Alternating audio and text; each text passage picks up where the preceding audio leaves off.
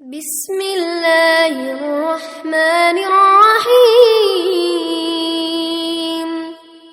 قل أوحي إلي أنه استمع نفر من الجن فقالوا إنا سمعنا قرآنا عجبا يهدي إلى الرشد فآمنا به ولن نشرك بربنا أحدا وأنه تعالى جد ربنا ما اتخذ صاحبة ولا ولدا وأنه كان يقول سفيهنا على الله شططا وأنا ظننا أن لن تقول الإنس والجن على الله كذبا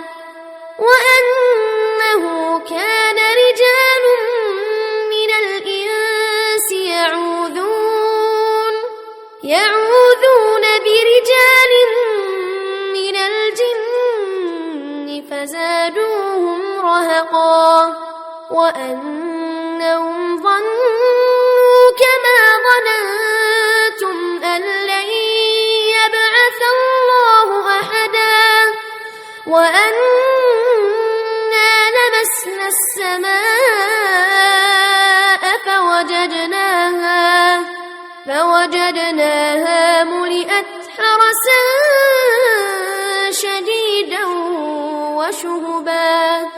وأنا كنا نقعد منها مقاعد للسمع فمن يستمع الآن يجد له شهابا رصدا وأنا لا ندري أشر أريد بمن في الأرض أم أراد بهم ربهم رشدا وأنا منا الصالحون ومنا دون ذلك كنا طرائق قددا وأنا ظننا أن لن نعجز الله في الأرض ولن نعجزه هربا وأنا لما سمعنا الهدى آمنا به فمن يؤمن بربه فلا يخاف بخسا ولا رهقا وأنا منا المسلمون ومنا القاسطون فمن أسلم فأولئك تحروا رشدا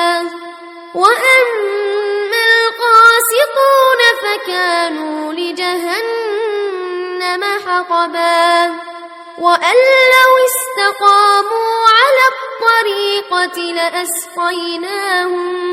لأسقيناهم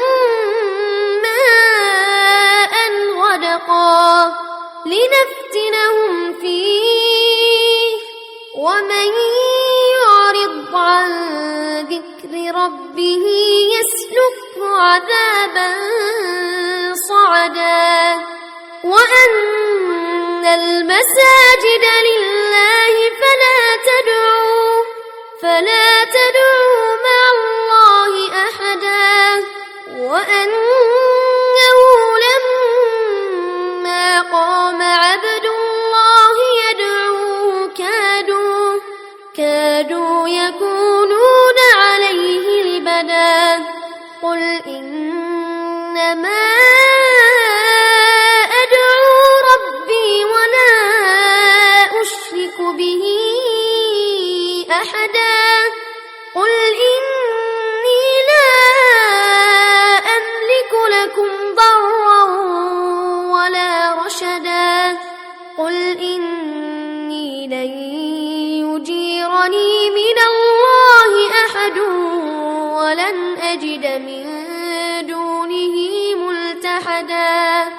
إلا بلاغا من الله ورسالاته ومن يعص الله ورسوله فإن له نار جهنم خالدين فيها أبدا حتى إذا رأوا ما يوعدون فسيعلمون من أضعف ناصرا وأقل عددا قل إن أدري أقريب ما توعدون قل إن أدري أقريب ما توعدون أم يجعل له ربي أمدا عالم الغيب فلا يظهر على غيبه أحدا إلا من ارتضى من رسول فإنه يسلك من بين يديه ومن خلفه رصدا ليعلم أن قد أبلغوا رسالات ربهم